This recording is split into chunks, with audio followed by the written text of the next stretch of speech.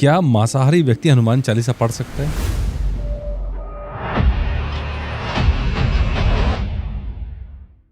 तो क्या हनुमान चालीसा की भी अपनी कोई फ्रीक्वेंसी है? पूर्ण वैज्ञानिक रूप से बात करें तो ये बातें हल्की पड़ जाती हैं। हनुमान चालीसा का नियमित पाठ क्या जीवन बदल सकता है? जो ये पढ़े हनुमान चालीसा होए सिद्ध साखी गौरीसा। कि अगर अर्थ ना समझा जाए, सिर्फ पाठ करा जाए, तो तब भी क्या हनुमान चालीसा का फायदा मिलता है? हनुमान जी को तो पता है ना कि ये हमारे लिए पाठ कर रहा है, हमें उसका अर्थ न समझ में आए, हनुमान जी को तो समझ है। हनुमान जी के पूंछ की अलग से पूजा होती है दक्षिण भारत में, वहाँ शक्ति रूप में उनको पूजते हैं, सिर्फ इसलिए कि हमको कुछ मिल जाए। क्या महिलाएं हनुमान चालीसा पढ़ सकती हैं? बिल्कुल पढ़ सकती हैं। कि सिर्फ अगर एक ही चौपाई पढ़नी हो तो आपके हिसाब से कौन सी चौपाई है?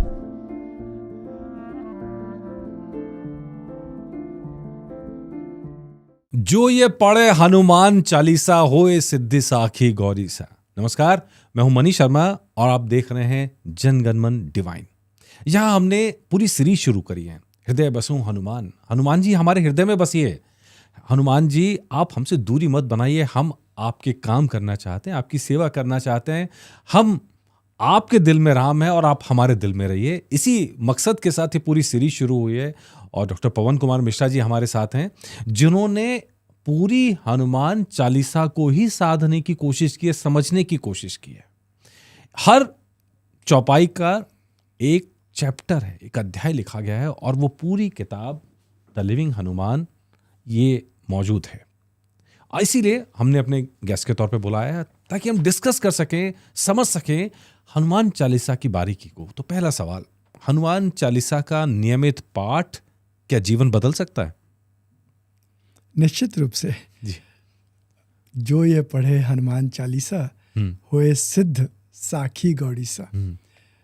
तो तुलसीदास जी ने तो वहाँ पर यहाँ पर गौरीसा अर्थात गौरी के पति शिव का कसम खा लिया, साक्षी हो हे शिव, कि जो ये हनुमान चालीसा पढ़ेगा, जो कोई भी इस हनुमान चालीसा को पढ़ेगा वो सिद्ध हो जाएगा।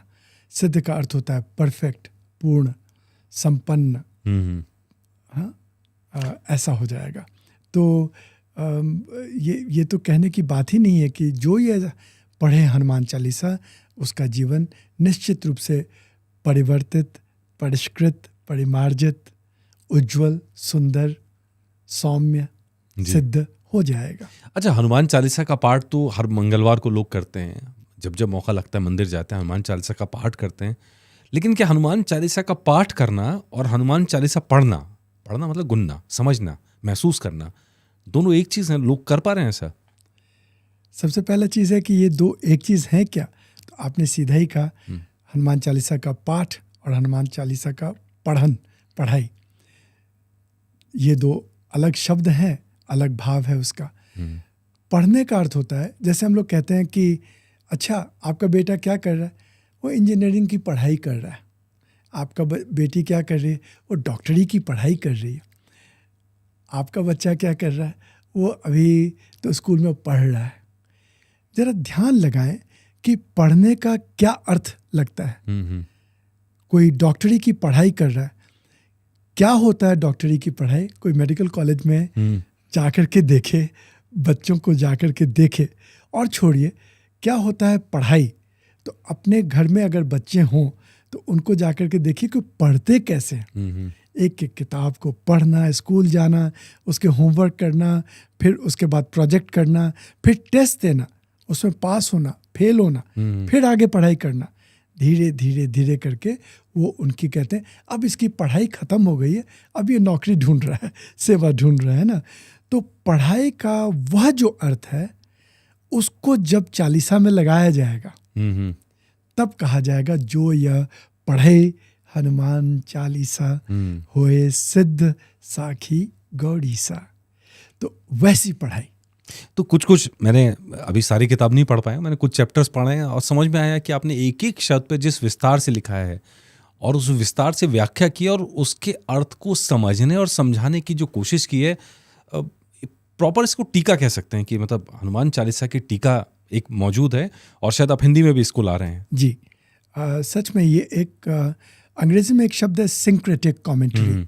ये एक सिंक्रेटिक कमेंट्री है, एक सम्यक टीका है जो शंकराचार्य की एक मर्यादा उन्होंने स्थापित करी। प्रस्थान त्रयी के 10 उपनिषद, गीता और ब्रह्मसूत्र, जो भी बातें कही जाएं वो इन तीनों के संदर्भ लेकर के कही जाएं, तो उन बातों पर कोई प्रश्न चिन्ह नहीं उठाया जाए। वो स्वीकृत, वो स्वीकार्य है, शास्त्र सम्मत है।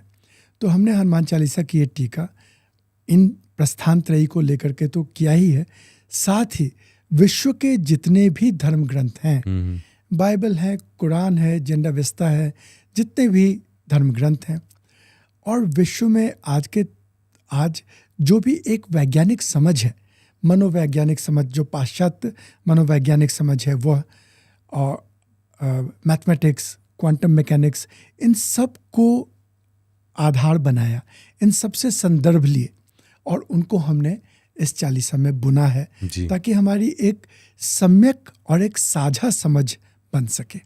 और यही मैं देख रहा हूँ, उसका यूनिवर्सल कॉन्सेप्ट लेके निकल के आता है कि हनुमान जी कैसे पूरी दुनिया के लिए प्रासंगिक है। सिर्फ इसलिए नहीं कि भारत में सिर्फ हनुमान चालीसा का पाठ करने वाले, जो बाहर के लोग भी हैं, जो भारत को बहुत मतलब अजीब नज़रों से देखते हैं कई, वो भी, और कोई जिज्ञासु की नज़र से देखते हैं वो भी, सबके लिए ये पाठ महत्वपूर्ण है।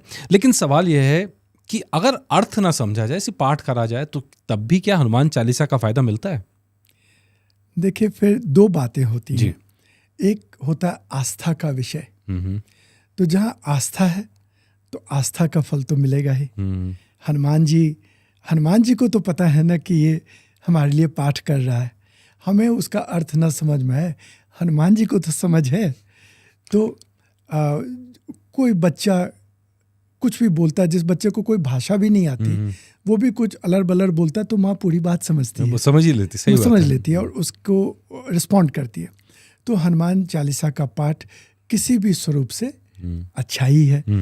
अपने भाव को जिस भाव से भी आप करें, शुद्ध भाव से करें, तो प्रार्थना रूप से वो स्वीकार्य है और आशीर्वाद के योग्य है। किंतु शास्त्र क्या कहता है? योग सूत्र में महर्षि पतंजलि कह रहे हैं, तज्जपत तदार्थ भावनम। उसको जपो और उसके भावना को, उसके भाव को उसमें स्थापित हो जाओ, उसके अर्थ में, उसके अर्थ से भावित हो जाओ, ऐसा उनका संकेत आया।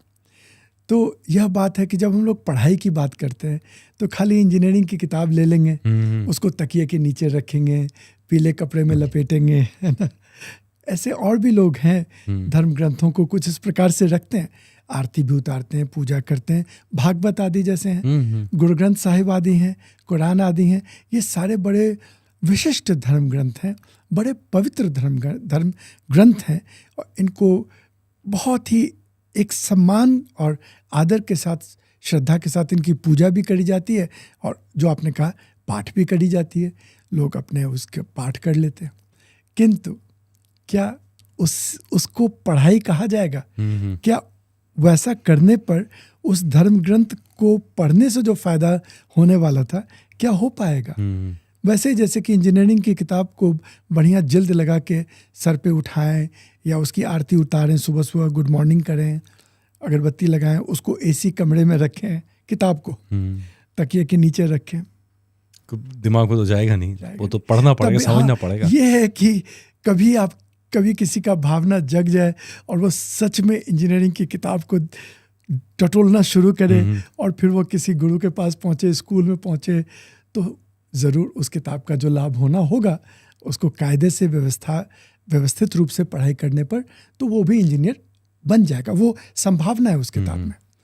ठीक इसी प्रकार हनुमान चालीसा का सिर्फ पाठ करें तो प्रार्थना के रूप से बहुत स्नेहिल, बहुत प्यारा प्रार्थना है ईश्वर का हनुमत स्वरूप में, और पाठ के रूप में अपने जीवन को आमूल परिवर्तित कर देने वाला, और हमें प्लावित कर देने वाला आशीर्वादों से, जो सच के आशीर्वाद है, परमात्मा के आशीर्वाद है, उनसे हमें अभिप्लावित कर दे, हमें भर देने वाला यह एक स्तुति है। ये एक पाठ है। तो जब हम स्तुति कहते हैं, स्तुति भी है ये पाठ भी है, और ये कुछ और भी है। ऐसे ही नहीं होता ना कि कोई भी आरती सदियों से चली आए, नहीं होता ऐसे। कोई भी श्लोक पीढ़ियों दर पीढ़ियों आगे बढ़ता नहीं होता ऐसे। कुछ गिने चुने होते हैं जो आगे तक पहुंचते हैं।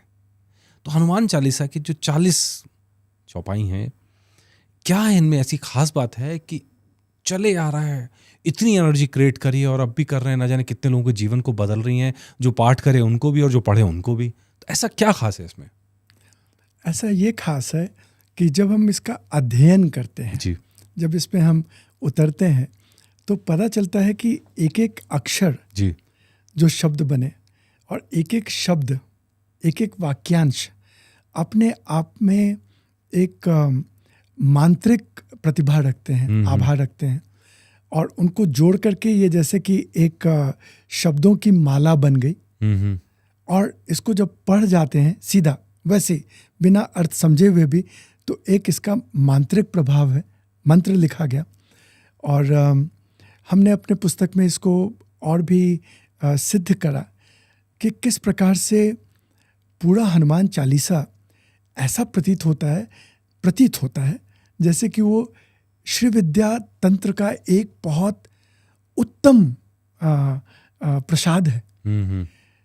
हमने ये भी सिद्ध किया कि लगता है जैसे तुलसीदास जी अपनी जो कलम है उसको ललिता सहस्त्र नाम के स्याही में डुबा रहे हैं और लिख रहे हैं चालीसा, क्योंकि चालीसा के इतने सारे शब्दशः ललिता सहस्त्र नाम में भगवती के नाम है, भगवती के नाम ही है। वह नाम यहाँ पर जैसे कि एक श्रृंखलाबद्ध तरीके से रख दिया, लेकिन वो सारे नाम देवी के नाम चले आ रहे हैं। तो वहाँ से बात निकली और वो बात मेरे मन में रही। तो 3-4 साल पहले किताब के पब्लिश हो जाने के बाद मेरे मन में ऐसे एक यज्ञ था, तो उसमें वो बात पूजा चल रही थी, तो वहाँ कह दिया कि श्री गुरु चरण कमलेभ्यो नमः, ऐसे बोलते हैं, मातृ पितृ चरण कमलेभ्यो नमः, ऐसे पंडित आज्ञा करते हैं। हम लोग उसका ध्यान करते हैं, हाथ में फूल रखते हैं, वो तो फटाफट बोलते चले जाते हैं। जैसे बोला श्री गुरु चरण कमलेभ्यो नमः, मेरे मन में उसका ऑडियो चला, सेकंड चैनल, श्री गुरु चरण सरोज रज निज मन मुकुर सुधार, इधर हो गया। और अचानक जैसे एक मन में भाव आया कि हनुमान चालीसा का एक एक शब्द हनुमान जी का नाम ही है। तो हमने तुरंत आकर के उसको नोट किया और हनुमान चालीसा से उत्पन्न, हनुमान चालीसा के शब्दों से बुना हुआ हनुमान जी के 300 नामावली, हनुमत त्रिशति, हमने उसको क्रिएट किया करा, वो भी अब उपलब्ध है जी। तो हमने जैसे बताया कि उसके हनुमान चालीसा में हनुमान जी के 300 नाम ही बुन दिए गए। हनुमान चालीसा में 100 नाम होंगे करीब करीब, जो ललिता सहस्त्र नाम के साक्षात देवी के ही नाम बुने हुए हैं। तो कई बार लगता है कि जो तुलसीदास जी ने एक ऐसी कृति बनाई कि जैसे हम लोग मैथमेटिक्स में कई बार हम लोग वो फॉर्मूले याद रखते थे कि अल्लाह से ना मांगो कोका कोला, बोल दिया। अब अल्लाह से ना मांगो कोका कोला कि भगवती प्रसाद बोले हर हर गंगे, ऐसे इस तरह के हम लोग अपने मंत्र बनाते थे। और उसमें क्या था, वो ट्रिग्नोमेट्री के फॉर्मूलाज हुआ करते थे, है ना, बी से बेस हाइपोटेन्यूस ऐसे बनाते थे। तो हमको कई बार लगता है कि याद रखने के लिए एक ऊर्जा को पिरो करके उसे जन पढ़ा लिखा ना पढ़ा लिखा, बच्चा बूढ़ा कोई भी उसको याद कैसे रखेगा। तो तुलसीदास जी ने ऐसी कृपा कर दी कि उसको ऐसे एक काव्य रूप में, स्तुति रूप में उसको प्रस्तुत कर दिया कि उसको गा लिए तो ईश्वर के वो नाम, वो गुण को हम जैसे छू आए, उसका स्पर्श हो गया। तो यह इसका कहें तो मैजिक है, इस लेकर के ये जीवंत है और इतने सदियों से हनुमान चालीसा जीवंत है। जी। अच्छा, जब हनुमान चालीसा का जिक्र आता है तो जिक्र आता है तंत्र है, मंत्र है, यंत्र है और सब इसी में है। जी तो ये क्या मतलब आम लोगों के लिए समझना थोड़ा मुश्किल है ये। जी तो असल में क्या है, ये सारे जितने शब्द आपने प्रयोग कर लिए उनके बड़े बड़े मतलब लोगों के दिमागों में चलते हैं। हाँ। तंत्र का अर्थ सिस्टम। अब हमारे अंदर भी तंत्र है, पाचन तंत्र है, ये तंत्र है, श्वासन तंत्र है, सारे तंत्र हैं। और देश में भी तंत्र है, राजतंत्र है, प्रजातंत्र है, ऐसे तंत्र होते हैं। तो तंत्र का अर्थ होता है सिस्टम। तो हाँ, हनुमान चालीसा में तंत्र है। किस चीज़ का तंत्र है? तंत्र है अपने को श्रेयस, श्रेष्ठतम, अपने श्रेष्ठतम व्यक्तित्व तक, अपने श्रेष्ठतम अस्तित्व तक पहुंच जाने का एक तंत्र है, एक सिस्टम है। तो हाँ, हनुमान चालीसा में तंत्र है। हनुमान चालीसा में मंत्र है, ऑफ कोर्स है। हमने अभी समझाया कैसे हनुमान चालीसा स्वयं मंत्र है। हम यहाँ तक कह दें कि हनुमान चालीसा हनुमान जी का मंत्रमय शरीर है ना। जब आप हनुमान चालीसा पढ़ रहे हैं तो अपने जीभ से हनुमान जी का स्पर्श कर रहे हैं। वो उनका मंत्र शरीर है, आपके मुंह में वो बने जा रहे हैं मंत्र से। वो भाव रखना से तब वो मंत्र बनेंगे। तो वो हनुमान चालीसा तो मंत्र भी है। और हनुमान चालीसा का यंत्र, तो हनुमान चालीसा यंत्र का अर्थ होता है मशीन, कोई उपकरण जिससे कोई काम बन जाए। तो हाँ, हनुमान चालीसा एक उपकरण भी है अपने आप को परिष्कृत करने का। और उसमें वो सारी विद्याएं दी हुई हैं कि हम स्वयं को परिष्कृत करें कैसे।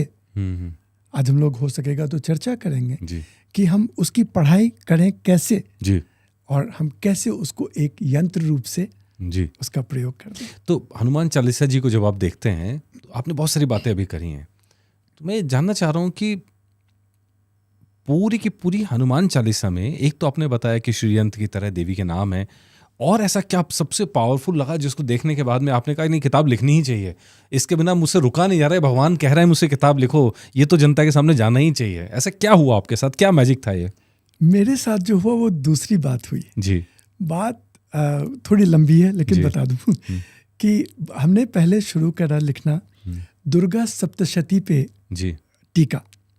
तो जब लिखने लगे तो एक एक शब्द खुलते चले गए, तो शब्द खुलते चले गए। तो हमने कहा कि अगर ये टीका लिखूं तो उसमें 700 मंत्र हैं, 700 मंत्रों की टीका लिखूंगा तो मुझे लगता है 1000 पन्ने के 10-15 वॉल्यूम में ही लिखूं तो लिखा जाए।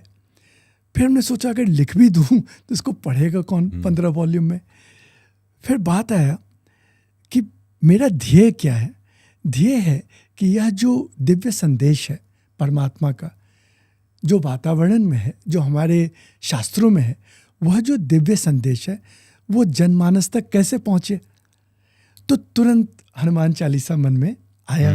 नाम भी मेरा उनके ऊपर ही है, और बचपन से माँ हनुमान चालीसा का पाठ करते रहती थी। हम स्कूल जाने से पहले सोए रहते थे कि 10 मिनट और सो लें, ये पाठ कर लेंगी तब उठाएंगी हमको। तो वो कान में चल पड़ता था, मैंने उठने का समय आ गया, अब सोने का समय नहीं है। जब चालीसा चला इसका मतलब उठने का समय है, जगने का समय है, उत्थिष्ट जागृत का समय है। तो हमारे मन में ये चेतना जगा कि हनुमान चालीसा तो जैसे सभी शास्त्रों का सार है, प्रतीत होता था। मन में एक भाव था, और उसमें तुलसीदास जी ने सब बात हनुमान जी के विषय में कही। और यह हनुमान चालीसा बच्चे बच्चे के जुबान पे है।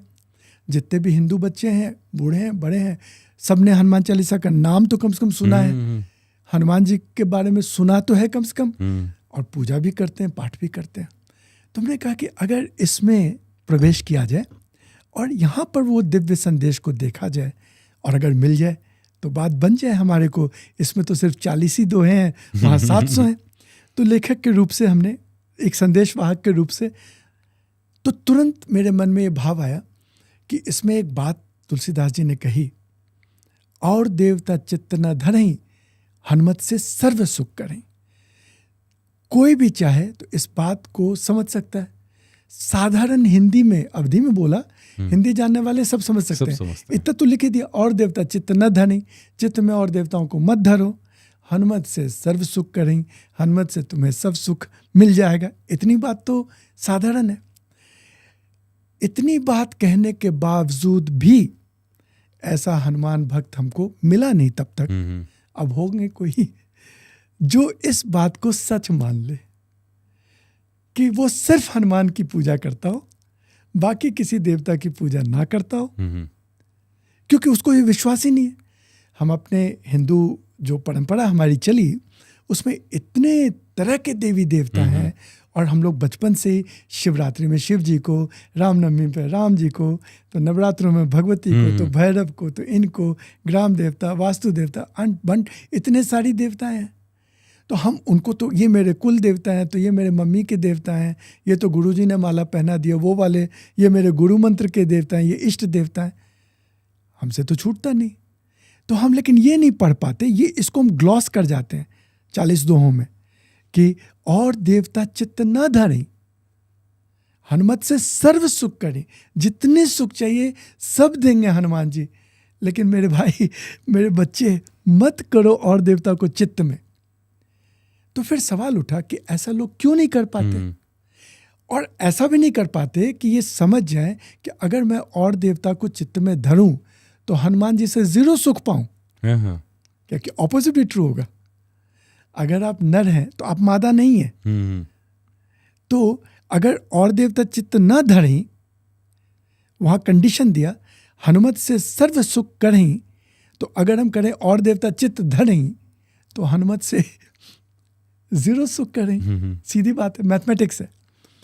तो हमने ये सोचा कि लोगों को ये समझ क्यों नहीं आ रहा है और लोग और देवताओं को क्यों नहीं छोड़ पा रहे। वहां से मेरी सोच शुरू हुई। तो जब हमने वहां से अनुसंधान किया, थोड़ी पढ़ाई करी, थोड़ा स्वाध्याय किया, तो दिख गया कि और देवता को चित्त में नहीं धरने का कारण ये है कि जितने भी देवी देवता हैं, और हम इसको आगे जाएंगे क्योंकि जो ये पढ़े हनुमान चालीसा भी है, तो जो में सिर्फ हिंदू नहीं आते, इसका मतलब जो और गैर हिंदू भी हैं उनके भी तो देवी देवता हैं। सही बात है। तो वो सभी देवता, सभी देव ईश्वर के किसी भी नाम से ईश्वर को पुकारने वाले सारे के सारे नाम, सारे देवता, सबके प्रत्यक्ष मूर्ति बन हनुमान जी चिरंजीव रूप में मानव, सूक्ष्म मानव फ्रीक्वेंसी के पर हमें उपलब्ध हैं। तो जब वो उपलब्ध हैं तो हम इधर उधर क्यों जाएं? हमें एक मल्टीविटामिन मिला हुआ है, उसमें शिव शक्ति सारे हैं, तो हमें फिर शिव को अलग से, शक्ति को अलग से, उनका अलग पान नहीं करना है। हमें तो सिर्फ एक मल्टीविटामिन लेना है ना। तो ये बात, लेकिन इसको सिद्ध कैसे करें? तो इसके लिए फिर हमने शास्त्र का सहारा लिया, सभी धर्मों का हमने अध्ययन किया, और हिंदू धर्म में भी हमारे जो दर्शक हैं, जो हमारे भाई देवियां हैं, उनको शायद ये ना पता हो कि हिंदू धर्म में भी कई धर्म हैं। सही। शाक्त हैं, शैव हैं, वैष्णव हैं। शैव और वैष्णव आपस में इतने लड़ जाया करते थे एक टाइम में। लोगों को शायद याद भी नहीं होगा, खूब खून खराबा हुआ है कुंभ में पहले स्नान को लेकर। आपने बात ही कह दी। तो खून खराबा भी हो गया आपस में। तो और फिर इतने सारे पंच महादेवता हैं, और फिर उसका पंच तत्व हैं, ये नवग्रह हैं। बस इतना मैं कहूँगा, शायद उन सबको अलग धर्म कहना ठीक नहीं है, लेकिन हाँ, सनातन की सब धाराएं हैं, लेकिन बिल्कुल अलग आपस में है, टकरा जाने वाली टकरा वाली। तो हमने पहले उनकी समानता हमने सोचा, और हम ये कहते हैं सारी धाराएं श्रद्धेय हैं, सबका अपना अपना एक अस्तित्व है और उनका अपना कारण है होने का, और सभी महर्षियों ने ही इन धाराओं को बनाया, तो उन सबको प्रणाम है। लेकिन क्या उन धाराओं में से कोई ऐसा सूत्र आता है जो कि हमें एक कर दे?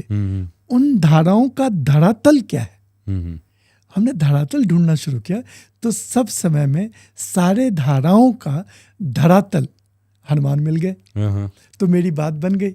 फिर हमने कहा कि ये बात तो बड़ी अच्छी मिली कि हनुमान जी ईश्वर के विषय में अगर मानवों के मध्य एक साझा समझ बनाना पड़े, मैं ना सिर्फ हिंदू धर्म की बात कर रहा हूँ, हिंदू धर्म में तो है ही, लेकिन और धर्मों के साथ भी अगर हमें एक साझा समझ बनाना पड़े या ढूंढना पड़े, एक साझा समझ, ईश्वर कौन, मानव कौन, हमें क्या करना चाहिए, तो हमें ये हनुमान चालीसा वो साझे पथ का जी प्रदर्शक राइट बन जाता है। तो ये हमें फिर हमको बहुत प्रेरणा हुई, तो हमने सोचा ये तो 40 पद हैं, इनको मैं तुरंत लिख लूँगा। लिखना शुरू किया तो 2-3 हफ्ते में लिख नहीं पाया, तो सोचा मुझे यहाँ डिस्टर्बेंस हो रहा है, मैं गुरु के आश्रम में जाके लिखता हूँ। गुरु के आश्रम में लिखता चला गया, 3-4 हफ्ते और निकल गए, तो काम करने के लिए वापस आना पड़ा। तभी हमने मजाक में हनुमान जी से बात करी। हमने कहा हनुमान जी, जब तक ये पुस्तक लिखी नहीं जाएगी मैं अपने बाल नहीं कटाऊंगा। मेरे बाल भी आपकी तरह ही छोटे हुआ करते थे। तो हंसी हो गई बात। वो बाल बढ़ते बढ़ते इतने बड़े हो गए, तब भी नहीं लिखी गई। फिर कोई और आगे काट लेना पड़ा, लिखना बंद हो गया। ये एक मजाक सा अनुभव है। और फिर इसको लिखते लिखते 9 वर्ष लगे। 9 वर्षों में जो हमने सोचा था कि 9 दिनों में या 9 हफ्तों में हो जाएगा, वो 9 वर्षों में हनुमान चालीसा पे ये टीका। वो डिटेल उतना दिखता भी है। जब आप अध्याय पढ़ने बैठते हैं तो आपको समझ में आता है कि 9 साल क्यों लगे आके लिखने में। हर एक शब्द के ऊपर चर्चा है, हर एक चौपाई के ऊपर चर्चा है, उसके असर की, उसके निहितार्थ की, उसके इम्पैक्ट की, सब पे चर्चा है। तो आपने फ्रीक्वेंसी शब्द का भी इस्तेमाल किया बीच में, तो क्या हनुमान चालीसा की भी अपनी कोई फ्रीक्वेंसी है? जी, हनुमान चालीसा, जैसे हमने कहा कि हनुमान चालीसा हनुमान जी का मंत्रमय शरीर है, तो उनकी फ्रीक्वेंसी है ऑब्वियसली। लेकिन अगर ऐसे सोचें, अगर पूर्ण वैज्ञानिक रूप से बात करें, तो ये बातें हल्की पड़ जाती हैं। कैसे? अब हनुमान चालीसा तो शब्द हैं, तो चालीसा के शब्द और हमारे आपके शब्द का सेम फ्रीक्वेंसी है।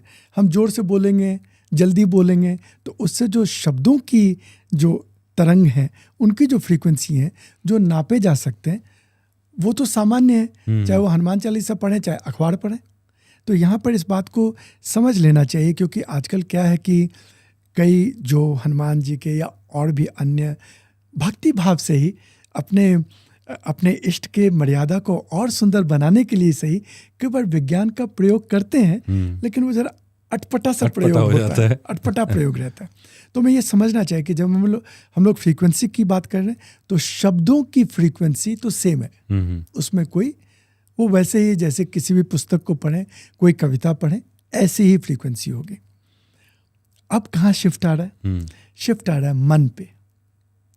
जब हम मन का अगर कोई नापने वाला हो, मन के तरंगों को कोई अगर नापने वाला हो, तो हम वहाँ पर कहेंगे कि उससे एक पल पहले ब्रेन की, मस्तिष्क की तरंगें अगर नापी जाए, तो निश्चित रूप से हनुमान चालीसा पढ़ने पर, श्रद्धा पूर्वक पढ़ने से मन शांत तो होता ही है, मन सुखी तो होता ही।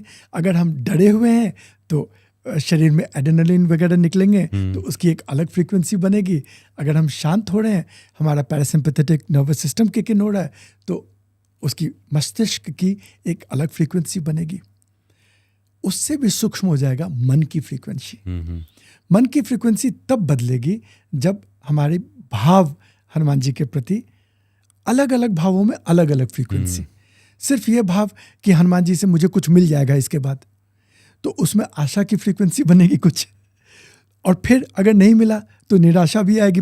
हनुमान चालीसा पढ़ते हुए ही मन में निराशा होकर के ही पढ़ रहे होंगे, फिर डर के पढ़ रहे होते कि मैंने ठान तो लिया है, नहीं पढ़ूंगा तो और डंडे पड़ेंगे, गदा मारेंगे हनुमान जी, तो ऐसे करके पढ़ रहे होते।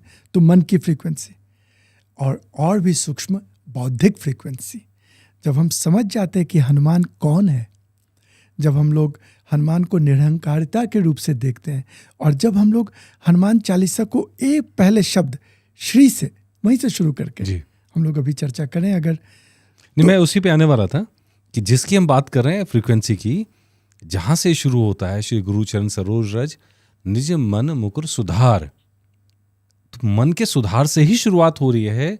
यही बौद्धिक फ्रीक्वेंसी जिसकी हम चर्चा कर रहे हैं। यहाँ लोग नहीं जाते हैं, आईना नहीं रखते हैं, और भगवान से सब चाहिए, अपने अंदर कुछ नहीं करना ना। जी, वो भी ठीक है।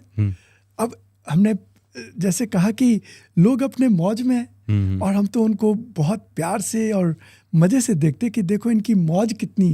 एक कई बार क्या होता है कि अज्ञानता की एक अलग मौज है। तो भगवान किस काम का? अगर मेरा काम ना करे तो हम्म, भाई भगवान की जरूरत ही नहीं है। हमें नहीं अभी अंतर की यात्रा करनी है, उसको छोड़ दो। मेरी ये जिंदगी है, तुम अगर भगवान में मेरा काम कर दो, चलो मैं हनुमान चालीसा पढ़ दूंगा तुम्हारे लिए, गीता वगैरह भी पढ़ दूंगा, कोई और मंत्र बताओ वो भी पढ़ दूंगा, काम तो मेरा करो। तो उनको मन से कोई लेना देना नहीं है, वो अपने मौज में, उनके लिए ये संसार, ये जीवन, ये कहानी जो उनको मिली हुई है, उस पात्र में वो इतने घुले हुए हैं और मज़े से घुले हुए हैं।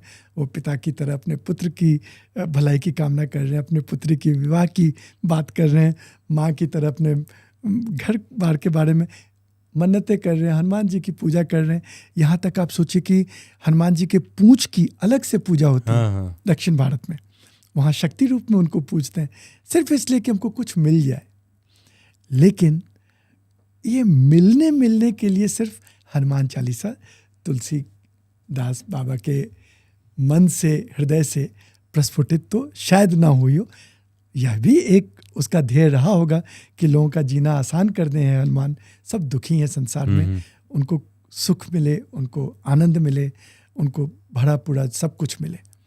किंतु जब और गहरा उतरते हैं तो फिर जो आपने बात छेड़ा है, मन की बात, मन की फ्रीक्वेंसी, मन का आईना वहाँ आता है, इत्यादि इत्यादि। जी, तो हाँ यही है कि चौपाई, अगर हनुमान चालीसा को पढ़ना है, समझना है, साधना है, तो मन के अंदर की सफाई तो करनी पड़ेगी, हनुमान जी को वहाँ बैठाना पड़ेगा। जी जी, हृदय बसुं हनुमान हृदय बसुं सुरभूप। हाँ। तो जब वो बैठेंगे तभी मन की सफाई होगी। नहीं, इसको जरा मैं है। आपसे विलग इस बात को जी। कहता हूँ कि जब मन का आईना साफ हो जाएगा तो हृदय में जो हनुमान जी बसे हुए हैं वो दिख जाएंगे। वो दिख जाएंगे। क्या हो जा रहा है कि जो अर्थ करने वाले हैं वो हृदय बसहु सुरभूप जो कहते हैं, तो उसका अर्थ ऐसा कर देते हैं कि अब इतनी चालीसा हमने पढ़ ली, इतनी कहानी कर ली, मेरी प्रार्थना है हनुमान जी मेरे हृदय में आके बैठ जाओ, आप तो बाहर हो, मेरे हृदय को अपना घर बना लो।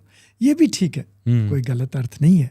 लेकिन अगर ध्यान से चालीसा जी को पढ़ें तो दिखता है हृदय बसहु सुरभूप, हृदय में ही बसते हैं। लेकिन मैंने आज देखा आपको, आप दिख गए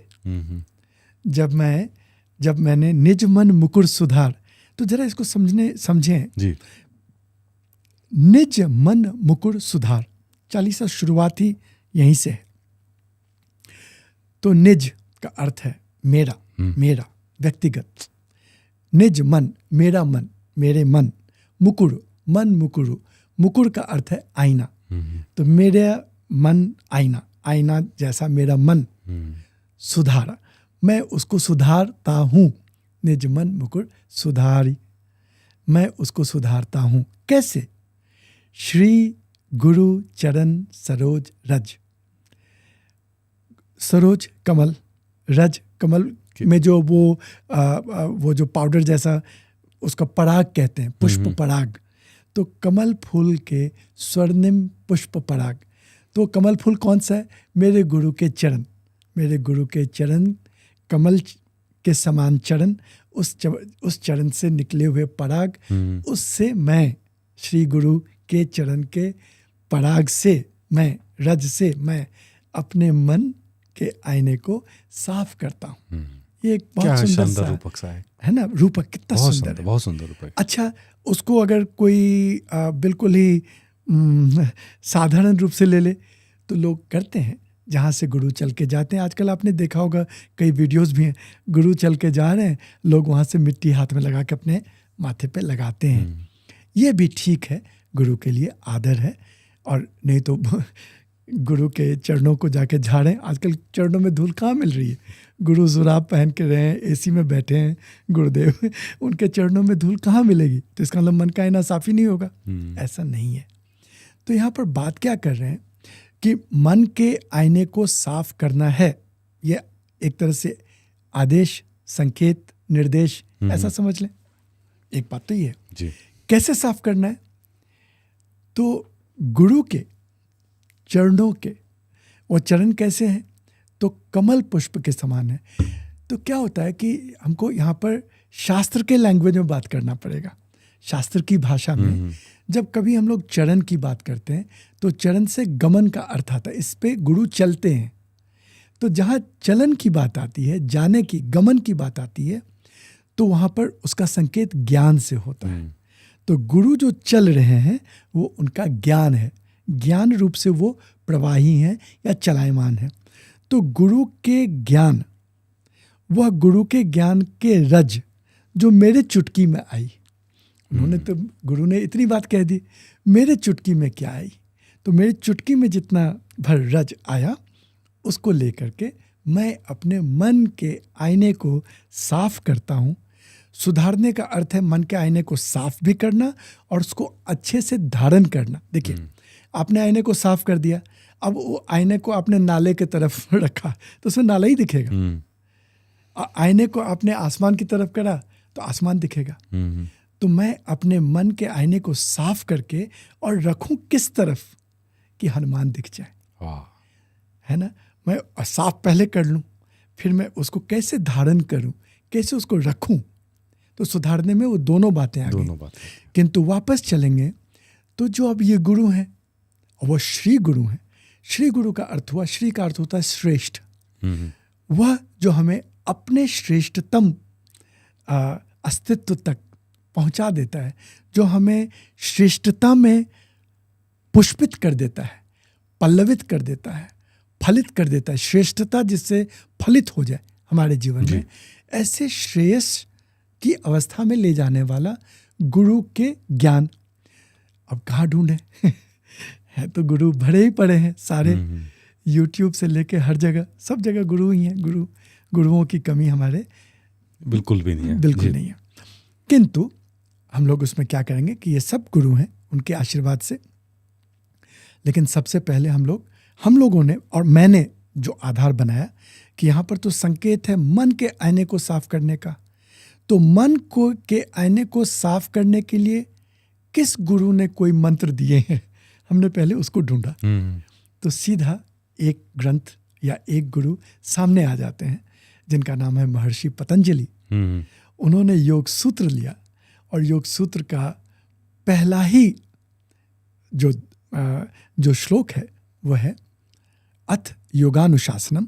यह मैं योग का अनुशासन बताता हूँ या बताया जा रहा है, और तुरंत कह दिया योगः चित्त वृत्ति निरोधः।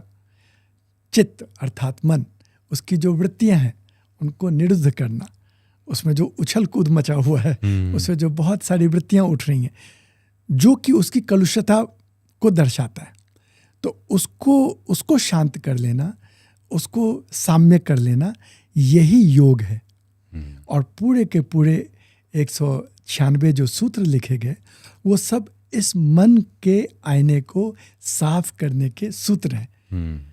उसमें कह दिया ये तो इसके ऊपर मल लग गया, इस प्रकार से इन मलों का ऐसे ऐसे सफाई होगी। क्योंकि लोग के मन में भ्रांति क्या है, आईना साफ करना है, इसमें कौन सी बड़ी बात है, कपड़ा लो साफ कर दो। लेकिन कौन सा कपड़ा लो? जिन्होंने सच में कभी जीवन में आईना साफ किया हो उन्हें पता है कि आईना साफ करने आप जाएं साफ नहीं होता। वो तो आपकी गृहिणी या आपकी माँ बताएंगी कि बेटा आईना साफ कर लिया तुमने तो अब एक न्यूज़पेपर लो पुरानी उससे चमकाओ। ये सूत्र गुरु दे रहा है, ये अपने आप डिस्कवर नहीं होगा। आप कपड़े से कितना आईने को चमकाते रहे, उसमें फिर लकीरें पड़ी हुई होंगी, उसमें कपड़े के ही कुछ अंश चिपक जाएंगे। साफ कागज टिश्यू पेपर लगा वो चिपक जाएगा। तो यह जो सूत्र है गुण सूत्र, ये गुरु बताते हैं कि आईना कैसे साफ होगा, और यह हमें ही करना है, यह कर्म हमको करना है।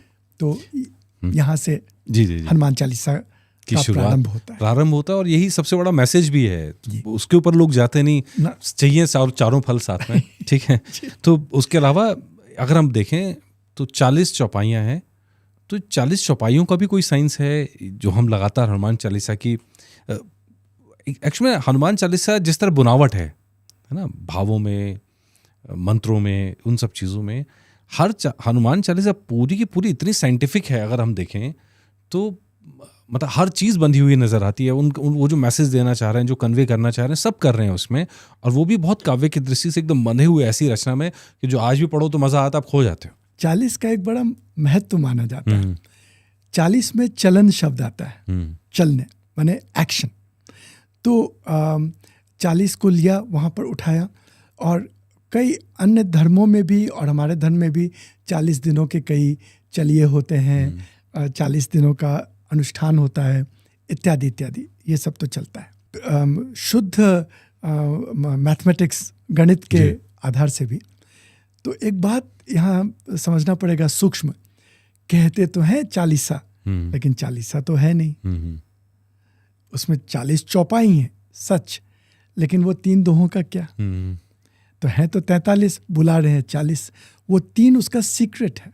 हाँ, ठीक है। अब वो 3 जैसे स्टूल होता है, तो 2 पाए का स्टूल नहीं बन सकता, 3 पाए हैं, उस पे ये 40 रखा गया, है ना। त्रिकोण है, उस पे ये 40 का बुनावट फैलाया गया, रखा गया। तो फिर 43 का क्या है? तो उसके कई गणितीय सूत्र हैं उसमें, जो कि हमने पुस्तक में बताया है जी। लेकिन एक सुंदर सी बात जो समझ आती है, हमने हनुमान चालीसा को श्री विद्या परंपरा का एक उच्चतम प्रसाद समझा है, जो तुलसी बाबा ने सबके लिए परोस दिया।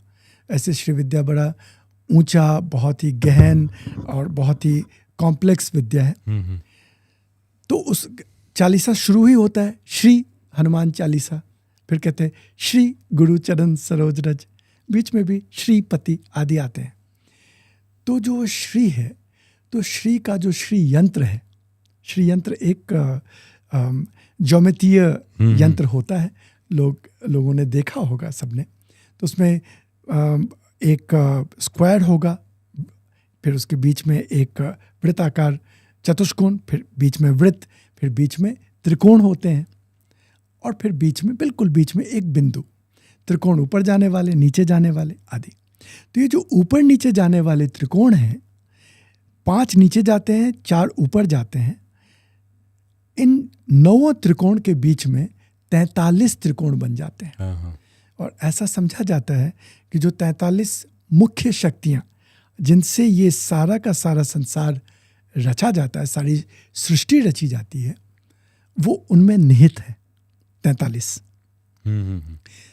तो 40 में 43 अंश हैं, 40 तो चौपाइयाँ हैं, 3 दोहे हैं, और इनके बुनावट से हमने अपने पुस्तक में सिद्ध किया कि कैसे 40 जो हैं श्री यंत्र के साथ, श्री चक्र के साथ मिल जाते हैं, एक दूसरे के वो संदेशवाहक बन जाते हैं, पूरक हो जाते हैं। और उसके आधार पर खैर एक बड़ी रोचक बात पुस्तक में है, दूसरे वॉल्यूम में, इस वॉल्यूम में तो नहीं है, कि हमने वो श्री चक्र के आधार पर एक हनुमान श्लाका रूप से भी उसमें इंक्लूड किया है। जो कुछ भी मुझे उसमें ध्यान की अवस्था में जो प्रेरणा मिली, उसी के आधार पर श्री चक्र के 43 त्रिकोणों का 40 के 43 दोहों के साथ उनका समन्वय करके कौन से दोहे का क्या संकेत मिल रहा है भविष्य के बारे में, अच्छा, उसको हमने उसमें संकेत रूप से पिरोया है। लोगों को अच्छा लगेगा। कई बार हम लोग जब बड़ी दिक्कतों में फंस जाते हैं, कोई प्रश्न होते हैं, कोई चाहते हैं उसका भविष्य का कोई उत्तर, तो उसमें ये बड़ा रोचक, नहीं सही में बहुत रोचक है। और बहुत सारी चीज़ें कही जाती हैं। एक तो फ्रीक्वेंसी वाली बात बहुत चर्चा में सोशल मीडिया पे। इसके अलावा एक कहा जाता है कि हनुमान चालीसा आपकी एंजाइटी को और डर को कम कर देता है। अब संकट मोचक है, उनका नाम लेना ही डर को कम कर देता है। ये तो पूरे बार हम नाम लिए जा रहे हैं। आपने तो बताया 300 नाम उसके अंदर हैं, है ना, हनुमान जी के। और आपसे जब डिस्कशन हुआ पिछले एपिसोड में भी, तभी यह था कि ये पूरा सिर्फ ये नहीं है कि मुख से लिया तो भावपूर्ण है, वरना पूरा माइंड की रीप्रोग्रामिंग भी कर सकने की ताकत रखती है हनुमान चालीसा। जी, आपने जैसे बात किया डर का, तो सब सुख लहे तुम्हारी सरना, तुम रक्षक काहू को डरना। तुम हनुमान जी और डर एक साथ तो नहीं हो सकते। अगर आपको डर अनुभव हो रहा है, इसका मतलब हनुमान जी अभी नहीं गए हुए हैं कहीं कुछ काम करने, आपके पास नहीं है। फिर नहीं, ऐसा नहीं कहेंगे, वो तो सदैव हमारे पास हैं। सिर्फ हमारे और उनके बीच में एक डर का ये मच गया है, धुआं उठ गया है, जैसे वो दिख नहीं रहे, ये आईना साफ नहीं है, आईना साफ नहीं है, या ये कहेंगे कि जैसे कि बादल छा जाते हैं और सूर्य नहीं दिखता। इसका ये अर्थ नहीं है कि सूर्य नहीं है, इसका ये अर्थ है कि बादल के पीछे सूर्य है, उस सूर्य के कारण ही ये बादल है जी। तो वो हनुमत चेतना के कारण ही हम इस डर को देख पा रहे हैं। देख तो रहे ना कि मैं डर रहा हूँ, वो कौन किसके कारण देख पा रहे हैं? प्राण शक्ति से ही तो देख रहे हैं। अगर प्राण ही ना हो तो डर ही ना हो, तो तुरंत फिर हम अपने प्राण में प्रतिष्ठापित हो जाते हैं। लेकिन जब हम लोग मनोवैज्ञानिक रूप से इसका समझ बनाते हैं तो हम लोग इस डरते क्यों हैं? तो हम लोग डरते इसलिए हैं क्योंकि हमारा जीवन राग और द्वेष, लाइक्स एंड डिसलाइक्स, हमने अपने जीवन को इन दो भागों में बांट लिया, बिल्कुल दो दुश्मन देशों की तरह, दो स्पेसेस बना दिए। जो तो हमें पसंद है उसके पीछे हम भागते हैं, जो हमें पसंद नहीं उससे दूर भागते हैं। अब क्या है, अब डर कहाँ आया? जो पसंद है और मिल गया तो कहीं ये छूट ना जाए, डर। कहीं ये मिले ही ना, हम भाग तो रहे हैं, मिले ही ना, डर। जो ना पसंद है और अगर वो मिला हुआ है तो अब डर है कहीं ये छूटे ही ना। और अगर डर है और वो मिला नहीं हुआ है तो ये डर रहता है कि कहीं ये मिल ही ना जाए। तो डर के ये 4 आयाम हैं और उसके बेस में तो अहंकार है, उसके पीछे तो अविद्या है। उसी से अहंकार होता है कि मैं हूँ, मेरा है, मैं मेरा तू तेरा। जब ये बन गया कि मैं मेरा तू तेरा, वहीं से मुझे ये पसंद है, ये नापसंद है, और वहीं से फिर डर का जन्म, डर भी। तो राग द्वेष अभिनिवेश और पीछे अज्ञान और अस्मिता, ये 5 क्लेश का मूल माना गया है। तो जब कहा कि तुम रक्षा काहू को डरना, तो ना सिर्फ डर जाएगा, साथ साथ 5 क्लेश खत्म हो जाएंगे। 5 क्लेश खत्म। अब बात देखना है गौर से कि जब कह दिया सब सुख लहे लेकिन कहाँ, तुम्हारी शरणा, तो हनुमान जी की शरणागति क्या है? जब ये समझ आएगी तब तो हम उसकी शरणागति लेंगे जी। जब उसकी शरणागति लेंगे तो हमें सारे सुख मिले रहेंगे, वो हमारे योगक्षेम का वहन करेंगे। वो थोड़ी, जब उनकी शरणागति में जो सुख मिल रहा है वो तो हटने वाला नहीं है, वो सुख तो रहेगा ही, ये हमें पूर्ण विश्वास है। और काहू को डरना, जब बाप साथ खड़ा है तो बच्चा तो सांप से, कुत्ते से, हाथी से, किसी से नहीं डरता। जब बाप का हाथ पकड़े हुए है तो एक कुत्ते को भी ढेला मार देता बच्चा, सही बात है ना।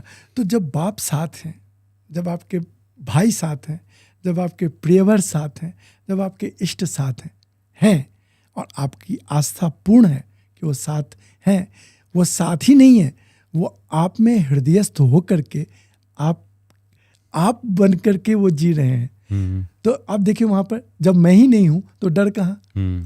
मेरी बात आप समझ रहे हैं?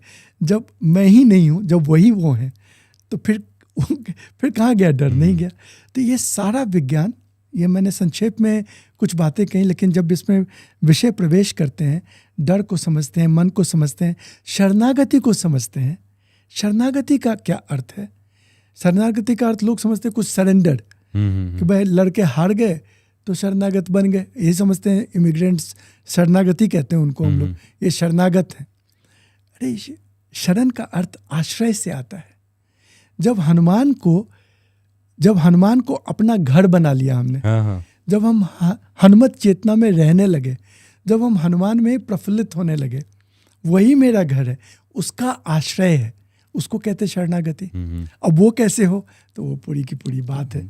लेकिन इस प्रकार से इसका ये मनोवैज्ञानिक विश्लेषण हुआ इस दोहे का। तो ये सबसे मजेदार चीज़ यही होती है कि पूरी किताब के अंदर जैसे जैसे पढ़ते जाते हैं, वहाँ पढ़ते पढ़ते आपको बहुत सारी यात्राएं करने को मिलती हैं, चाहे उपनिषद हो या दूसरे रिलीजन हो, इवन बाहर के रिलीजन्स हैं वो भी आती हैं, और साइंस भी बीच बीच में आती है। मैं तो साइंटिफिक साइंस भी सूत्र भी देख रहा था इसके अंदर, साइंस के सूत्र भी लगा के हनुमान चालीसा को समझने की कोशिश की गई है। चलिए आगे बढ़ते हैं। हनुमान चालीसा से जुड़े कुछ और एक सवाल हैं जो सोशल मीडिया पे बहुत सर्च किए जाते हैं। अब क्योंकि आपने हनुमान चालीसा पे पूरी किताब लिखी है और इतनी बड़ी किताब लिखी है जिसका एक ही वॉल्यूम है, अभी एक वॉल्यूम और आ रहा है, तो आपने अगर इतना गहन अध्ययन किया तो आप उन सवालों के बारे में क्या सोचते हैं, हम जानने की कोशिश करेंगे। एक, क्या महिलाएं हनुमान चालीसा पढ़ सकती हैं? बिल्कुल पढ़ सकती हैं। इस पुस्तक में हमने एक पूरा चैप्टर हनुमान चालीसा और महिलाएं जो उनकी भक्ति करें उस पर आधारित है। और हमने उसको पहले तो मेरी माँ ही हनुमान चालीसा पढ़ती हैं। और हम आपको एक चीज़ और बताएं कि हमारा एक श्रीकुल करके सत्संग एक परिवार है जिसमें हनुमान चालीसा के ऊपर हम लोग चर्चा करते हैं। तो उसमें जो हर एक सैटरडे को, हर एक शनिवार को हमारा 5 बजे सत्संग होता है जूम पर, ऑनलाइन पे, तो उसमें महिलाएं ही अधिक आती हैं हनुमान जी के। इसमें बात यह है, तब लोग कहेंगे लेकिन इसका आप कोई प्रमाण बताइए शास्त्र का। जी। शास्त्र प्रमाण ये है कि एक ऋषि हुए, वैदिक ऋषि, उनका नाम है दीर्घोत्तमा। तो दीर्घोत्तमा इतने पुराने वैदिक ऋषि हैं कि ऋग्वेद में भी उनको पुराने ऋषि माने जाते हैं। अर्थात वो कम से कम 15,000 वर्ष पुराने ऋषि हों, है ना।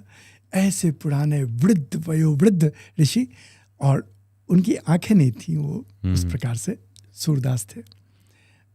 तो उन्होंने क्या कहा वेद में, वो इंकित है, मैंने उसका संदर्भ पुस्तक में दिया। उन्होंने कहा कि जो भी लोग ज्ञान मार्ग पर चलने वाले लोग, जो एक स्त्री को स्त्री देखते हैं, वह स्त्री ही है, यद्यपि उनको मेरी तरह दाढ़ी मूंछ हो। और यहाँ तक कह दिया कि वो मेरी तरह बिना आंखों वाले हैं, यद्यपि उनके पास आंखें हों। इतनी बात दीर्घोत्तमा ने कही कि जब हम इस मार्ग पर चलते हैं तो यह तो सिर्फ एक लिंग भेद है। पुरुष है कौन? सब स्त्री ही स्त्री हैं। हम सब पूरी चेतना शक्ति रूप से प्रकृति का ही, ये सारा मन, सारा शरीर स्त्रैण है। प्रकृति को स्त्रैण माना गया है। सिर्फ हम लोग एक रचना के कार्य में, उसमें हमें 2 प्रकार के शरीर चाहिए होते हैं, एक नर और एक मादा। तो नर मादा तो बन गए, लेकिन हैं तो सारे के सारे मादा ही मादा हैं, क्योंकि हम लोग सब ईश्वर, प्रकृति के ही अंश हैं। उसी में हम लोग आइडेंटिफाइड हैं।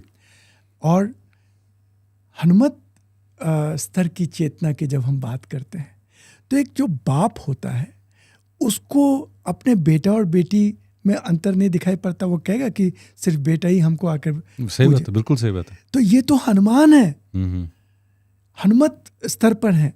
और वो ये वाला जो भौतिक शरीर है, हाँ उनके पास है ये शरीर, लेकिन वयोवृद्ध शरीर, वयोवृद्ध भी ना हो, मुझे क्षमा चाहिए, हो सकता है नवयुवा का ही शरीर उनका चिरंजीव शरीर है, वो कभी वृद्ध आदि को नहीं प्राप्त करते। लेकिन हनुमान स्तर की चेतना पर लिंग भेद का प्रश्न ही नहीं उठता। उल्टी बात है, उल्टी बात मैं कह रहा हूं कि अगर आप में स्त्रैण गुण नहीं है तो आपकी पूजा हनुमान जी को स्वीकार ही नहीं है। ऐसा क्यों? आप पुरुष होकर के उनकी पूजा ही नहीं कर सकते।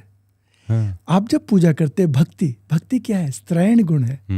प्रेम से उनकी पूजा करते हैं, सेवा भाव से, मधुर भाव से, आंखों में अश्रुपूरित आंखें, उसको लेकर के हनुमान जी के पास जाते हैं। ये स्त्रैण, कोमल बन करके उनके पास जाते हैं। ये स्त्रैण गुण है, नर के ये गुण नहीं है। जोर जोर से चालीसा चिल्ला रहे हैं तो कौन सुनने वाला है? प्यार से लल्ला को मनाना है, प्रेम से प्रकट है वो हनुमान जी, है ना। अच्छा, एक बात और जी, कि कई लोग उनका क्या कह देते हैं कि भाई ऐसा है, हनुमान जी ब्रह्मचारी हैं, इसलिए कि स्त्री उनके पास ना जाए। ये बात होती है अक्सर। अब ब्रह्मचर्य का अर्थ क्या है? पहले ये तो ब्रह्म में जीने वाला, ब्रह्म में आचरण करने वाला ब्रह्मचारी। हाँ, हनुमान जी ब्रह्मचारी हैं। क्यों? क्योंकि वो ब्रह्म ही है, वो मूर्तिमान ब्रह्म है, साक्षात ब्रह्म है, तो ब्रह्मचारी ही है। उनका आचरण ब्रह्म में स्थित होकर के ही है जी। फिर कोई कहेंगे नहीं, स्त्री का स्पर्श नहीं होना चाहिए, तो उनमें तो स्त्रीत्व ही भरा हुआ है। पहली बात, शिव रूप है, ये तो सब जानते हैं, और शिव बिना शक्ति के शव हैं। ये हनुमान जी जागते, भागते, दौड़ते, छलांग लगाते, किस आधार पे? अगर शक्ति ना हो तो शव बने पड़े रहेंगे। ये तो हमारा शास्त्र कह रहा है। सौंदर्य लहरी में शंकराचार्य कह रहे हैं कि ये शिव शक्ति के बगैर तो अपनी उंगली नहीं हिला सकता। तो हनुमान जी जीवंत हैं हम सबके बीच में, तो वो शिव शक्त्यात्मक ऐक्य रूप में हमारे सामने प्रकट है। दूसरी बात, कंचन बरन विराज सुवेशा। कंचन बरन कहते कि उनकी आभा जो है स्वर्णिम आभा है उनके शरीर का। कंचन मनन माने स्वर्णिम, पीला सा हल्का पीलापन लिए हुए उनकी आभा है, चमक रहे हैं वो तेज। अच्छा, कंचन बरन कहाँ से आ रहा है? मानव शरीर है तो गोल्डन लाइट कहाँ से निकल के आ रहा है? अंदर में किसने टॉर्च जलाई हुई है? किसकी आभा है वो? तो हिरण्य वर्णाम हरणिम स्वर्ण रजत स्रजाम, भगवती श्री भगवती हैं कंचन वर्णा, वो विराजमान है शक्ति रूप से। तो उनका जो त्वचा है हनुमान जी का, उसके जो पोड़ हैं छोटे छोटे, उनको खिड़कियां झरोखे मान लीजिए, उनमें से वो प्रकाश छन छन के बाहर आ रहे हैं। वो शक्ति बैठी हुई है। तो जैसे हमने बताया कि अवतार की कथा में शिव जब कहते हैं माँ से कि मैं जा रहा हूँ, भगवान अवतरित हो रहे हैं, मैं भी जा रहा हूँ उनकी सेवा में जी। तो माँ कहती है तो मैं यहाँ रहूँगी, मैं भी चलूँगी। और माँ उनकी पूंछ बन करके चले आए। तो तभी दक्षिण भारत में पूंछ की, हनुमत पूंछ, ऐसे पीढ़ी पे पूंछ बनाते हैं और उस पर 43 दिन तक बिंदियाँ लगाते हैं। अच्छा। एक एक बिंदी रोज की माताएं करती हैं ये पूजा, और शक्ति रूप से उनकी पूजा की जाती है। चलिए एक अगला सवाल लेते हैं कि क्या मांसाहारी व्यक्ति हनुमान चालीसा पढ़ सकता है? हाँ, क्यों नहीं पढ़ सकता। इसमें हम कोई विशेष जस्टिफिकेशंस नहीं ढूंढेंगे। मांसाहार उस व्यक्ति का आहार है, पढ़ क्यों नहीं सकता है? जरूर पढ़ सकता है। हनुमान जी के आगे तो जो कोई लगा हुआ है, जो ये पढ़े हनुमान चालीसा, तो जो भी लिखा हुआ है, तो वहाँ कोई क्वालिफिकेशन नहीं दिया कि शाकाहारी व्यक्ति ही पढ़ेगा। किंतु जब पीछे पीछे जाएंगे और जहाँ निज मन मुकुर सुधार की बात करेंगे, तो वहाँ पर जब मन का आईना जितना जितना साफ होता जाएगा, सबसे पहला गुण जो प्रकट होगा वो है प्रेम, अहिंसा। यह भाव प्रकट होगा। तो जब अहिंसा का भाव प्रकट होगा तो व्यक्ति अपने आप ही, जैसे मांसाहार उसके छूट जाएंगे, और जब मांसाहार छूटने लगे तो उसको हनुमान का प्रसाद मानना चाहिए कि उनकी प्राकट्य हो रही है, तो मन में अहिंसा आ रहा है, मन में प्रेम बढ़ रहा है, और ऐसा आहार छूट सा रहा है। लेकिन मन में बिल्कुल क्षोभ न करें, बिल्कुल डाउट न रखें कि भाई हनुमान चालीसा पढ़ने के लिए तो मीट मछली छोड़नी पड़ेगी, इससे अच्छा भैया हम मीट मछली खाते, हनुमान चालीसा छोड़ देते हैं। ऐसा ना करें, ये ना करें। खूब मौज में खाएं, और जब खाएं, मांस भी खाएं, तो वो भी लल्ला को भोग लगाएं अंदर में। वो बैठी वही है, बोले महाराज यही मेरा भोजन है, आप भी खाओ, मैं भी खा रहा हूँ, अगर आपकी हिम्मत हो तो। अच्छा, इसी तरह जब पाठ करते हैं तो 7 बार, 11 बार, 108 बार ये पाठ करते हैं जब करा जाता है, तो इसका भी कोई महत्व है? इसका कोई फल मिलता है, या जैसा हम लगातार चर्चा कर रहे हैं कि भाई गुनना भी जरूरी है? ये बात ठीक है, 7 बार 11 बार पढ़ें तो शाबर मंत्रों की तरह एक मंत्र के आवृत्ति का नियम बना रहता है। किंतु ये सोचे कि ये सब हमारे जो गुरुजन थे, उन्होंने कुछ व्यवस्थाएं बना दी कि व्यक्ति कुछ तो करे। लेकिन हमने जो देखा है कि लोग 7 बार 11 बार पाठ करते हैं, जरा उनको आप पाठ करते हुए मंदिरों में, या वैसे भी देखिए कई मंदिरों में पाठ चल रहा होता है, कैसे कर रहे हैं वो पाठ? क्या वो पाठ है? क्या वो पाठ भी है? थक रहे हैं, परेशान हो जा रहे हैं, और मन में सिर्फ यही बात कि अब तो मेरा काम होना ही है। मैंने 6 मंगलवार 8-9 रख लिए मंगलवार, ये तो 9 हैं, जोर जोर से लगाएंगे, 108 पूरे ही करेंगे, 11 पूरा करेंगे। मूल बात यह है कि हम हनुमान जी को हृदयस्थ करके एक बार भी उसको, तो इसलिए चालीसा में एक शब्द आया है, जो 100 बार पाठ कर कोई, तुलसीदास जी ने स्वयं लिख दिया कि 100 बार पाठ करना है। अब 100 बार कैसा पाठ करना है? 7 बार का 2 अर्थ होगा, जो सच्चा पाठ कर दे एक बार, सच्चा पाठ। तो सच्चा पाठ तो वैसे ही होगा कि श्री तो श्री समझें, गुरु तो गुरु समझें, चरण तो चरण समझें, निजमन मुकुर सुधार, इसमें भी सालों लग जाएंगे। पहले पंक्ति से ही आगे बढ़ने में महीनों साल लगेंगे। तो या तो सत पाठ को लेके चलें तो भी बात बनेगी कि जो सत बार पाठ कर ले, और जो सत को 100 मानते हैं कि 100 बार पाठ करे, तो 100 बार कैसा पाठ। हमने संदर्भ लिया आयुर्वेद से। आयुर्वेद में घी को 100 बार धोते हैं। अच्छा। उसको शत धौत घृत कहते हैं। तो घी लिया, उसको गर्म किया, फिर ठंडा किया, उसको पानी में डाला, धोया, लपेटा, फिर गर्म किया, फिर उबला, फिर पानी वाष्पीकृत हो गया, फिर उसको पानी में डाला, फिर धोया, फिर ठंडा किया, फिर करते करते करते करते जो वैसे घी हल्का पीलापन लिए होता है, 100 बार के धुलने के बाद वो घी बिल्कुल सफ़ेद धवल, हल्का, बिल्कुल सुंदर सा। और ऐसे 100 बार धोया हुआ घी, उससे कई देवियों का मंदिर हिमाचल आदि में है, उसमें वो प्रसाद रूप से, अभिषेक रूप से चढ़ाया जाता है। वैसे यह घी औषधि रूप बन जाता है। तो 100 बार धोने पर घी भी औषधि बन जाता है। इसका प्रमाण तो इसमें आयुर्वेद में है। तो 100 बार हम पाठ स्नान कर लें, 100 बार चालीसा का स्नानात्मक पाठ हो, तो वो बात बन जाए जी। तो फिर 11 बार हो या 7 बार हो या 1 बार हो, लेकिन स्नानात्मक परिष्कृत करने वाला पाठ। तो इन सब की विधाएं हैं, समझ लेनी चाहिए।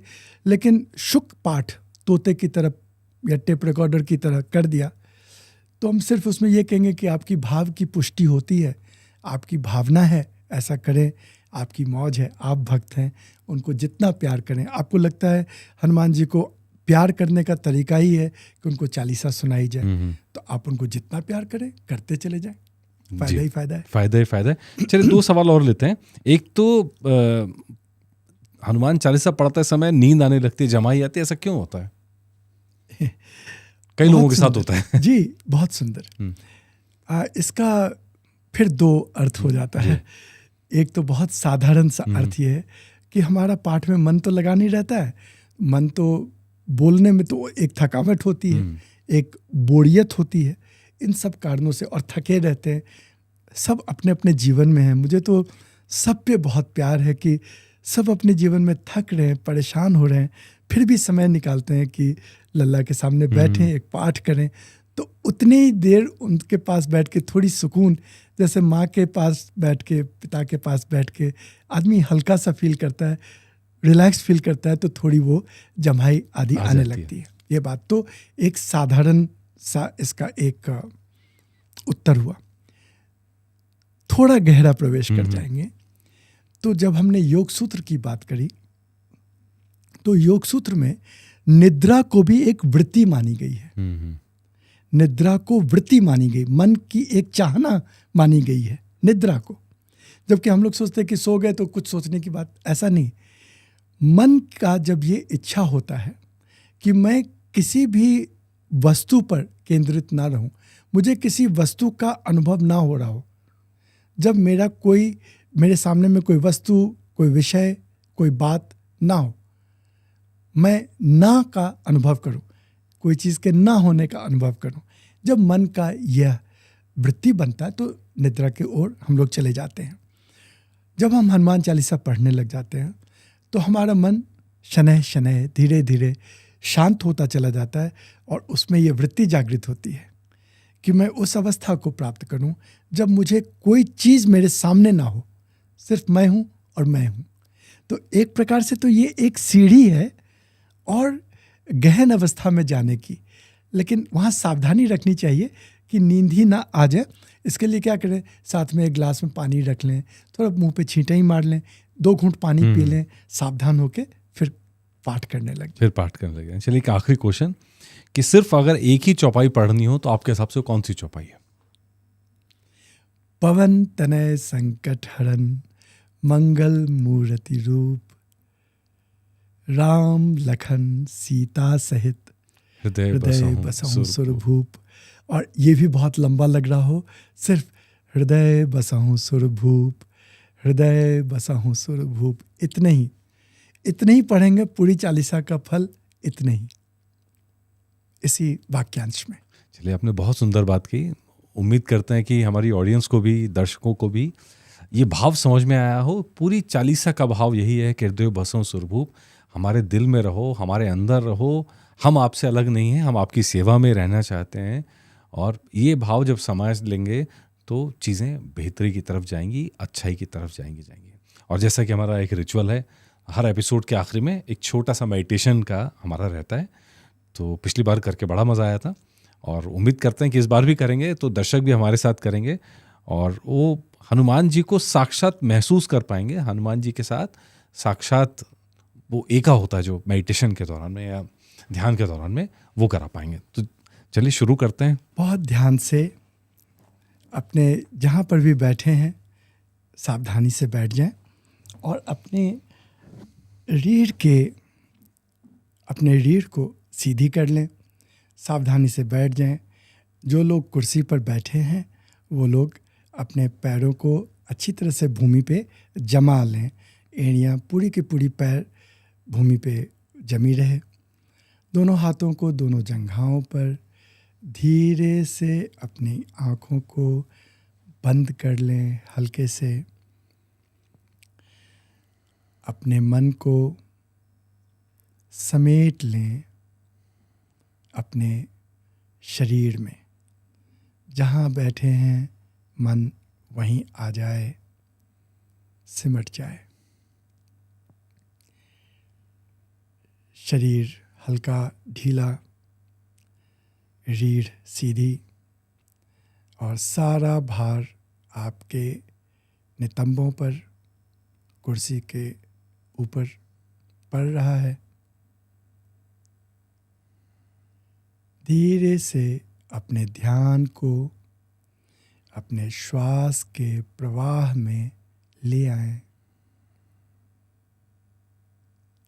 यहीं पे हनुमान का श्वास रूप दर्शन होता है, प्राण रूप दर्शन होता है।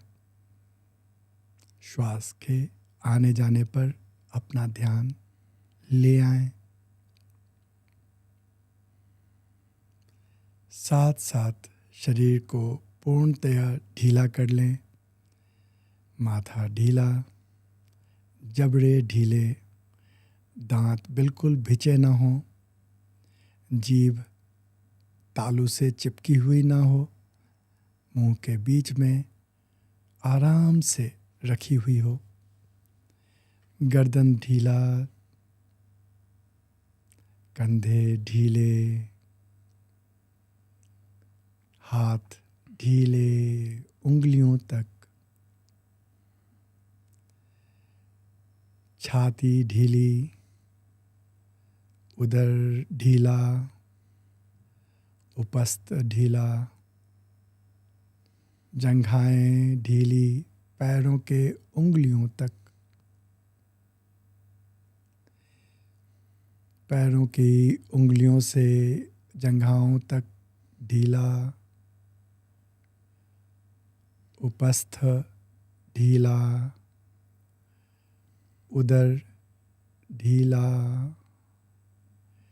छाती ढीली, कंधे ढीले, गर्दन ढीला, जबड़ा ढीला, माथा ढीला, सारा शरीर ढीला। चेतना को श्वास प्रश्वास पे केंद्रित रखेंगे।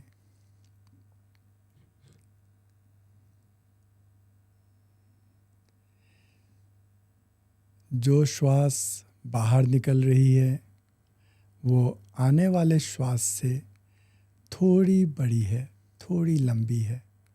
अनुभव करें, हो रहा होगा।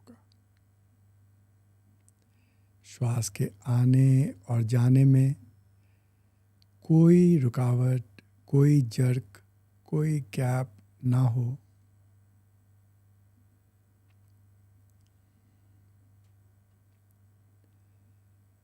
धीरे से श्वासों में ही राम नाम को उठता हुआ अनुभव करें। शब्दों में नहीं, मुंह में नहीं, कंठ में नहीं, जिह्वा हिले ना, सिर्फ आते जाते श्वास में राम नाम सुन रहे हैं। सांस लेते हुए राम,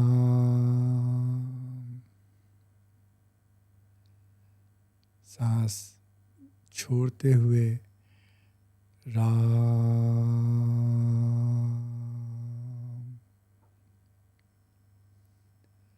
लेते हुए राम,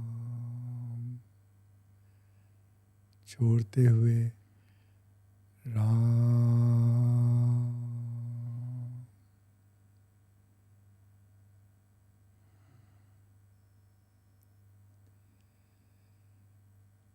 धीरे से अपनी चेतना को अपने हृदय क्षेत्र में ले आएं।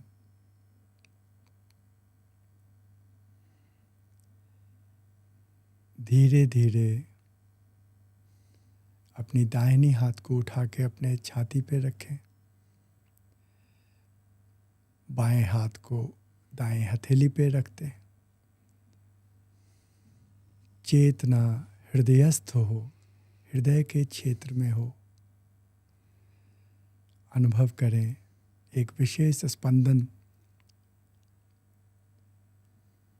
हनुमान जी की उपस्थिति स्पंदन रूप से, प्रकाश रूप से, या फिर आपके प्रिय आकार में मूर्ति रूप से, कोई चित्र के रूप से, जो आपको प्रिय हो, इस रूप से हनुमान जी वहाँ पर विराजमान है।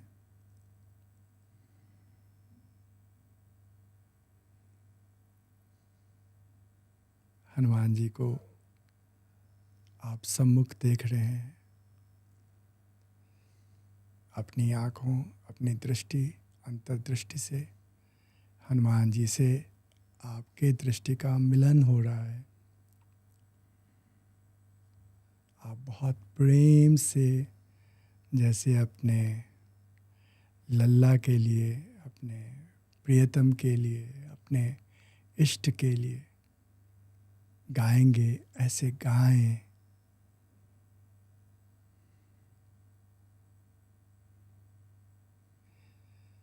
हम आपके लिए गाएंगे, आप मन ही मन इसको दोहराएं। दिल में तुम्हें बिठा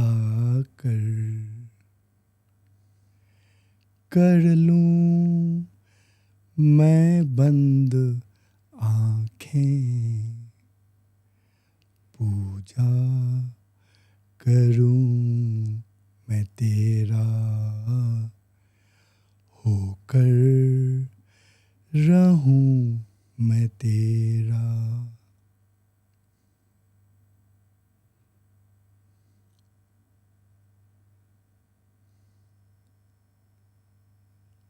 पवन तनय संकट हरन, मंगल मूरति रूप, राम लखन सीता सहित, हृदय बसहूँ सुरभूप, हृदय बसहूँ सुरभूप, हृदय बसहूँ सुरभूप।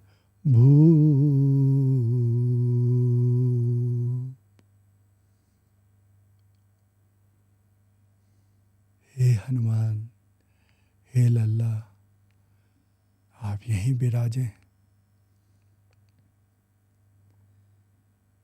ऐसी चेतना ऐसे सुगंधित और ऐसी सुगंधित चेतना लेकर धीरे से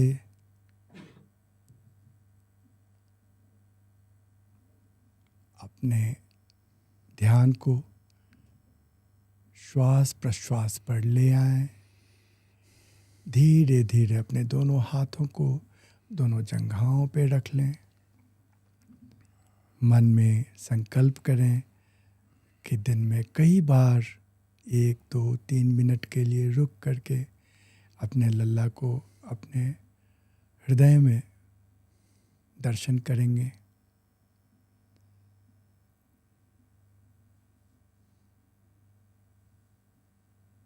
शीशाए दिल में है तस्वीर यार की, जरा गर्दन झुकाई दीदार हो गया। हमारे हृदयस्थ हनुमान जी, उनका दर्शन जब चाहें तब करें, कई बार करें।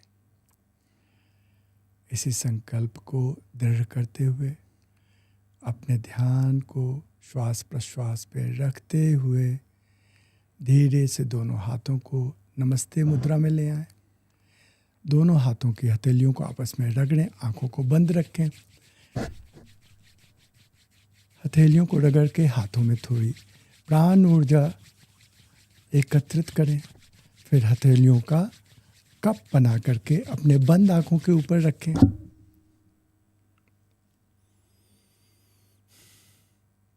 बंद हथेलियों में उसी बंद आंखों से कोई भी प्रकाश, कोई भी चित्र, कोई भी आकार, कुछ भी दिखता हो उसका दर्शन करें। धीरे धीरे अपने आंखों को पलक झपकते हुए खोलें। धीरे से अपने हथेलियों को अपने चेहरे पे, अपने सर पे, अपने पूरे शरीर पे स्पर्श करें। अपने आप को स्वयं आशीर्वाद दें और पूर्णतया सचेत हो जाएं। उम्मीद करते हैं कि दर्शकों ने भी इस शांति का अनुभव किया हो और ये सिलसिला आगे भी जारी रहेगा। और अगले पॉडकास्ट में आपसे फिर मुलाकात होगी, जहाँ हनुमान जी पे गूढ़ रहस्य जो हैं उनकी साधना और सेवा से जुड़े हुए, उन पे हम चर्चा करेंगे, ज़रूर करेंगे।